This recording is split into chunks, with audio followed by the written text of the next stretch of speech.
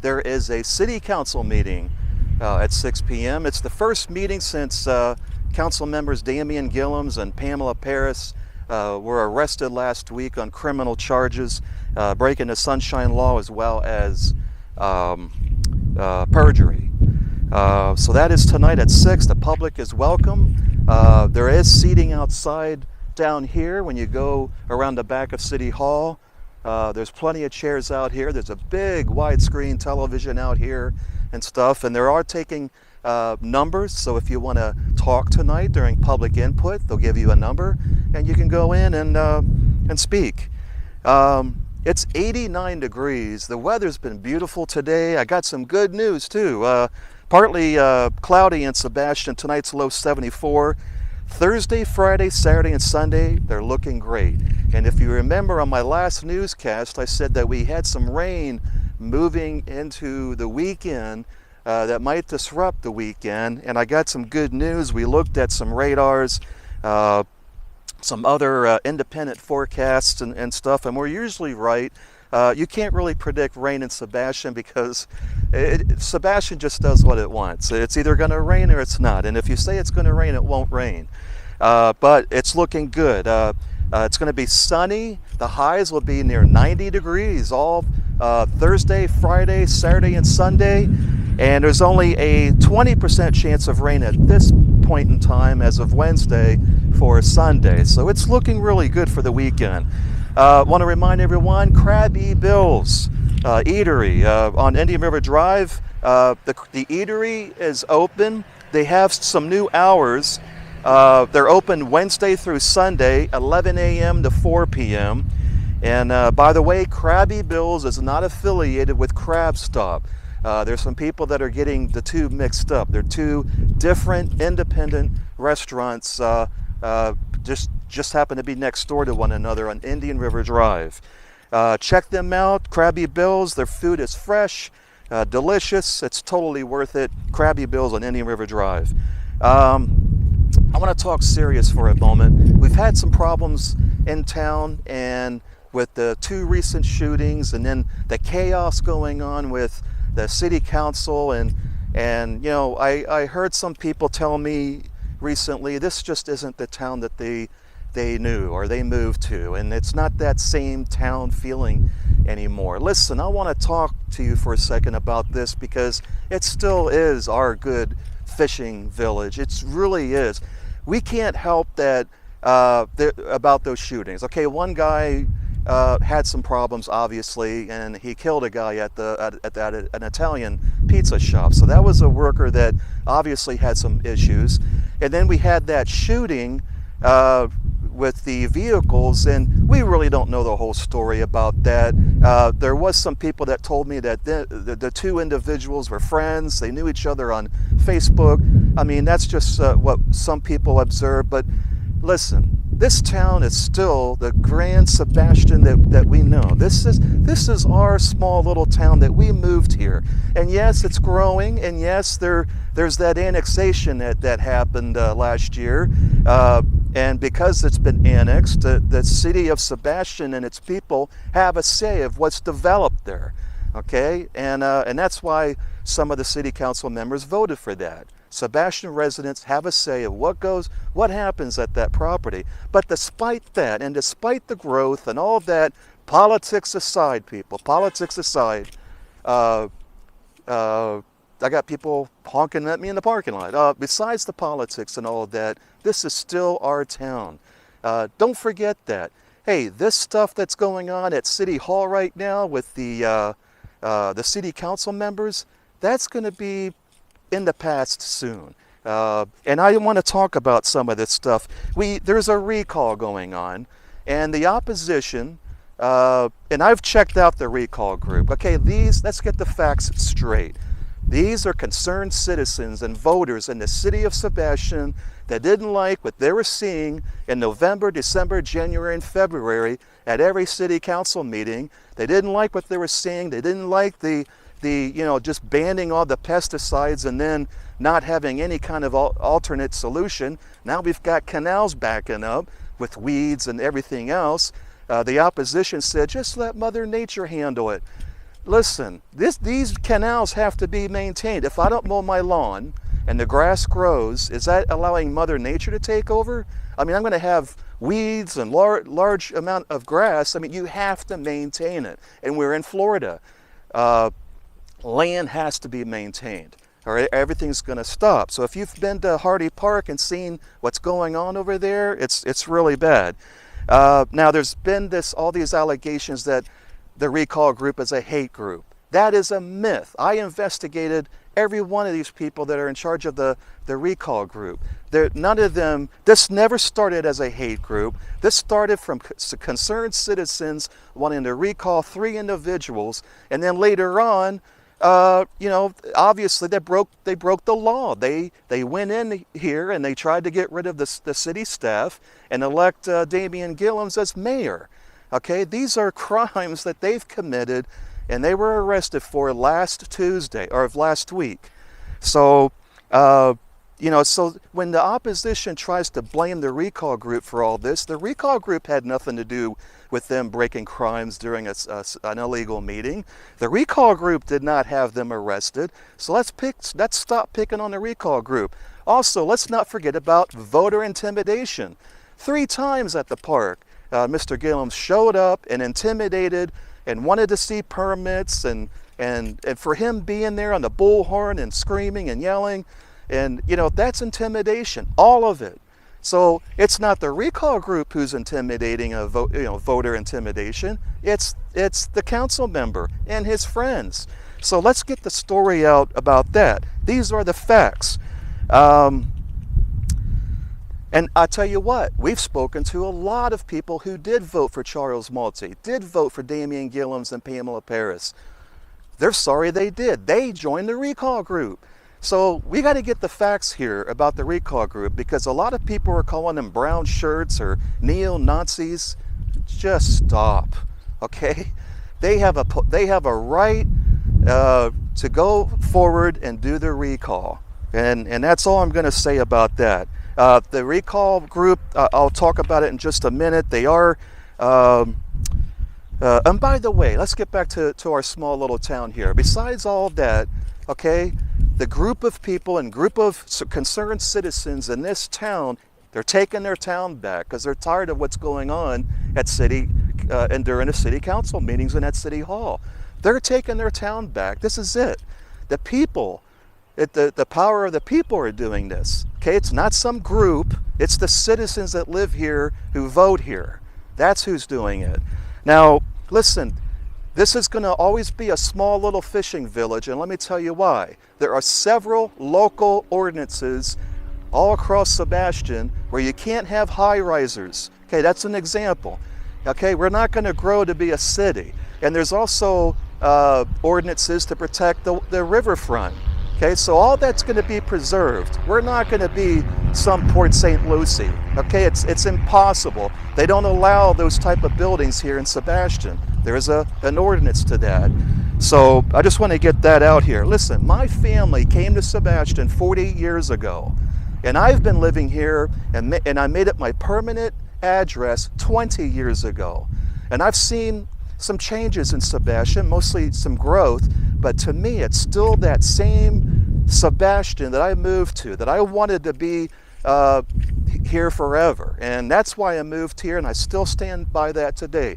20 years of living here, it's been great.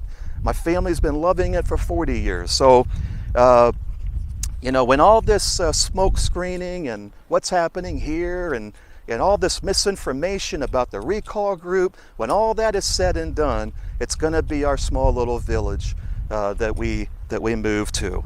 All right, so let's get on with the recall real quick. The recall petitions are resuming tomorrow at Riverview Park, Thursday, Friday, Saturday, and Sunday, 9 a.m. to 7 p.m. And because of the voter intimidation by the council members as well as their friends, the recall group has hired the police. So there's going to be a police presence at the park for all those days. Now, we don't really need the police, they tell me, but they felt that the police should be there, especially for the recall. They don't want any more problems from Damian Gillums. I know when I'm there doing a live broadcast, he's on the bullhorn. So they don't want any more problems at Riverview Park with Mr. Gillums. So if you feel unsafe or anything about going to the park and signing that petition, you don't have to. Everything is, the police are going to be there. It's your right, and don't let anyone intimidate you of not signing the recall. There was also a rumor that came out that there's been so much stuff going on this week on Facebook with people threatening others if they sign the recall, they're going to be sued. There'll be some kind of legal case. That's not true. You can't. There's nothing that can be heard in the court of law about a recall or someone signing a petition. That is lies. That's not going to happen. So if you want to sign the recall, you can. You're not going to be in trouble. You're not going to be sued. These are myths. Again, it's voter intimidation. So there'll be plenty of people there and plenty of police there as well. Listen, for all the news, go to sebastiandaily.com. When you're there, you can click on events to see what events are going on this week. You can also become a newsletter subscriber to our news. You click on newsletter at the top when you're at sebastiandaily.com. And when you go there, there's a form to fill out, and you fill out the form, and we send you the news in your email. All right, coronavirus update. I want to get to this real quick here because this is our leading story right now. We really have to talk about this, and I'm going to try to show you this map. And I'm showing you this map to show you that we're not trying to hype anything, but can you see that map? You see this arrow, that's where we are, okay? Our county, if you can see that, is bright red. It's not red or pink or a little red, it's bright, dark red. So we have a situation going on, and if you also look up here to Orlando all the way down is red.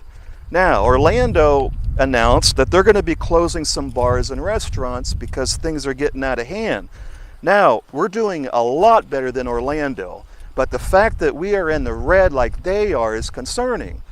And again, we're not trying to hype this up. It's pure facts. These numbers are coming to us from the state, and if you think that these numbers are wrong or that map is wrong, where it's the dark red for our county, you take it up with the state. We're just reporting what they tell us, and we're also doing our own investigations. I mean, we have seen around town there's people wearing masks, but we don't feel there's enough.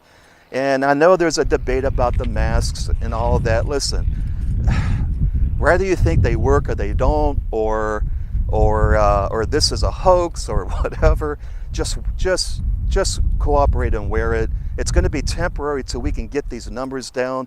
I've found out a lot of people that I know are sick with COVID-19 now, and that's kind of scary. Now, I haven't been around these people, but it's hitting home now. It's starting to get a little scary now. But some bars and restaurants in Orlando are shutting down, but nothing like that's happening in Sebastian at this time. Now, we talked with the city manager last Friday during an interview, and he's urging everyone to wear masks because he does not want to see our town shut down. Not that the governor said they would ever shut it down, but this is all preventable. We can stop this virus by doing our social distancing, washing our hands, and wearing a mask. Listen, I was 25 years old once, and I think if I was 25 today, I would want to be out there on a sandbar and being in the water with all my friends and throwing a football. But listen, we have a pandemic. We got to be smart about this. And rather than if we had to decide on another shutdown or just wearing a mask and dealing with it for now, I would be wearing the mask. We have to do our part to save our town from this pandemic. Yesterday, 5,500 new cases. And I know there's a lot of people being tested, and I also know that some people are being tested 4 and 5 times in one day. There was we talked to one healthcare worker. They were testing someone 4 or 5 times. So that could be a cause of the increase of numbers too. Even so, 2,000, 3,000, 5,000 cases is way too many. There is good news. The number of deaths are still declining. So we're not seeing the number of deaths soaring like we did a month or two ago in Florida. They are declining, and that is really, really good news. And we still have to take this serious. And by the way, I do have a mask. I just don't wear it when I'm broadcasting because I need to be able to talk. I am outside. I am 6 feet from other people and our staff. So there's people picking on me for not wearing a mask as I'm doing this. I choose not to because really I'm social distancing and I'm outdoors. And I can't talk with a mask on. I think I've said that before. All right, let's look at these numbers. Sebastian is a little concerning to me, in my own opinion, because we're at 28 cases right now. That's a number to focus on. We have to watch these cases every day and make sure that they don't go up like they did in Fellsmere. Fellsmere definitely has a problem. They are 109 cases as of today. That's way too many for that little town. Palm Bay, 183 cases. They're soaring too. Malabar, 5 cases. Grant, 4. Barefoot Bay, 3. Now, there was on my last report, I said Barefoot Bay had 6 cases, and that was incorrect. We were looking at the zip codes on the dashboard, and we stopped using that dashboard. We're just getting our numbers from the health department now because we looked on the dashboard and it said 6 for Barefoot Bay, and it turned out that those numbers for Barefoot Bay were wrong and incorrect. So it is 3, and it's been 3. Mico 0, 2 in Wabasso, and Vero Beach has 277 cases. And that's way too many for Vero Beach. Think of it this way. I mean, our population in Sebastian is much larger than Vero Beach, but 277 cases is very high. Indian River, let's look at those numbers. 462. There have been 15 deaths in Indian River County, 51 people in the hospital. In Brevard County, 982 cases, 17 deaths in Brevard County, and 199 people in the hospital. Now, if you look at the populations of these counties, that's really low. And if you were to compare those numbers to other counties, we're really in good, we're in a good situation right now, especially in the Sebastian area. Sebastian and South Brevard, really good right now, but we want to maintain that, and that's why we have to be more careful with this virus. There's no more deaths that we've had. 17 deaths in Brevard County out of a population of 590,000 people. And that's, and the hospitals. There's 51 people in the hospital in Indian River County. And so that's considered very low. Let's look at Florida. 112,000 cases, 3,300 deaths, 13,000 people in the hospital, and there have been over almost 30,000 recoveries. So, overall, there's good and bad about this thing. There's some bad numbers, like the high numbers we see every day, and people freak out. I know we did. We didn't expect that 5,500 jump yesterday. But there's also good news, okay? Look at the number of deaths. Look at the percentage. Now, the percentage of positive for the virus did jump to 4.6. It's still in the low. Not that concerning yet, but it is when we compared it from 1% to 4%. It just jumped to 4% as we reopened and had more testing. So overall, Sebastian, South Brevard, we're doing good compared to other cities and other counties. So, and there's been some rumor that Indian River County is going to enforce masks. We talked to them. They don't know anything about that. But the people we spoke to said that the people in management that might be making this decision wouldn't be telling them this yet. But, it's all hearsay right now. I don't think they're going to make it mandatory. They have on the West Coast, and they are starting to do that in Orlando. So who knows? I know that our city manager, Paul Carlisle, does not want to make it mandatory because he doesn't want to tell people to wear a mask because of their civil rights. So we'll see what happens. That's going to be, you know, can you get fined if you're not wearing a mask? I mean, that's going to be an interesting situation here soon. So, hey, I'm hoping that you're having a great week. We've got a great weekend ahead. We'll be back tomorrow with another live feed and talk more about this coronavirus. We're hoping those numbers are going to be down again. And we'll also follow up with what happens tonight at City Council. Damian Gillums and Pamela Paris, this is the first time that they're back at a meeting since their arrest of last week. So I'm Andy Hodges. Have a great rest of the day and a great week. Coming to you live at City Hall for Sebastian Daily.